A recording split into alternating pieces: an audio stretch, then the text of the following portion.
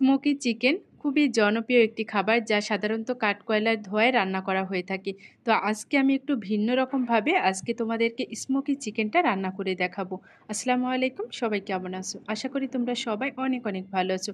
যারা আজকের এই ভিডিওটি ইউটিউব থেকে দেখবা পেজটাকে সাবস্ক্রাইব করতে ভুলো না, ফেসবুক থেকে দেখলে পেজটাকে কিন্তু ফলো করো।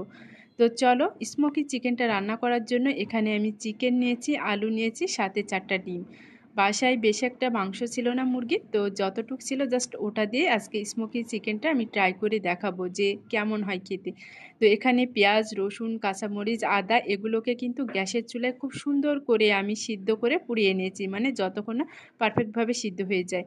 তো তারপরে কিন্তু এটাকে আমি ধুয়ে পরিষ্কার করে নিয়েছি। তারপরে একটা মিক্সিতে দিয়ে খুব সুন্দর করে একটা মিহি পেস্ট করে নিতে হবে। মিহি পেস্টটা করে নিয়ে অন্য পাশে রেখে দিলাম। এখন আমি আলুগুলোকে ভেজে নিব। সর্ষের তেলের ভিতরে তেলটা খুব ভালো করে গরম তেলে এক একে ছেড়ে দিলাম ডুমো করে কেটে রাখা আলু।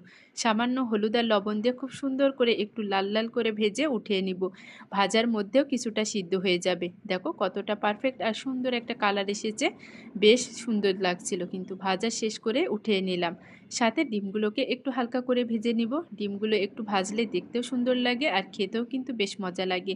যেহেতু অল্প মাংস, তার জন্য আমি ভাবলাম একটু আলু আর ডিম দিলে কিন্তু বেশ মজা হয় খেতে।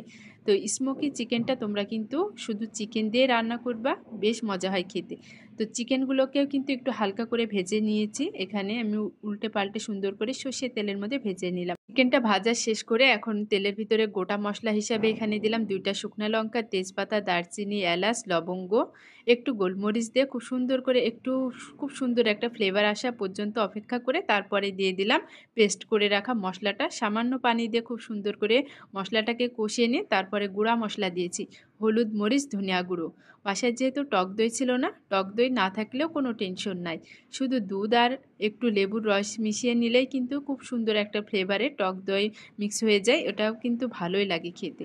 তো মশলার ভিতরে এই টক দইটাকে দিয়ে খুব সুন্দর করে মিক্স করে নিয়ে দুধটাকে জাল করে নিয়েছি যতক্ষণ না তেলটা খুব পারফেক্টভাবে ছেড়ে দিয়েছে। তারপরে কিন্তু ভেজে রাখা আলু, মাংস আর ডিম সব কিছুকে একসাথে মশলার ভিতরে দিয়ে বেশ কিছুক্ষণ নাড়াচাড়া করে নিয়েছি।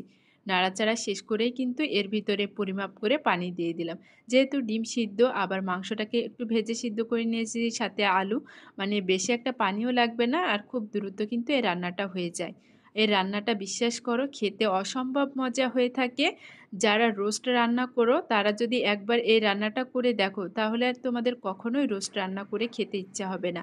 এই রান্নাটা এতটা অসম্ভব মজা হয়, বিশেষ করে গরম গরম সাদা ভাতের সাথে বা পোলাওয়ের সাথে খেতে যে কী যে মজা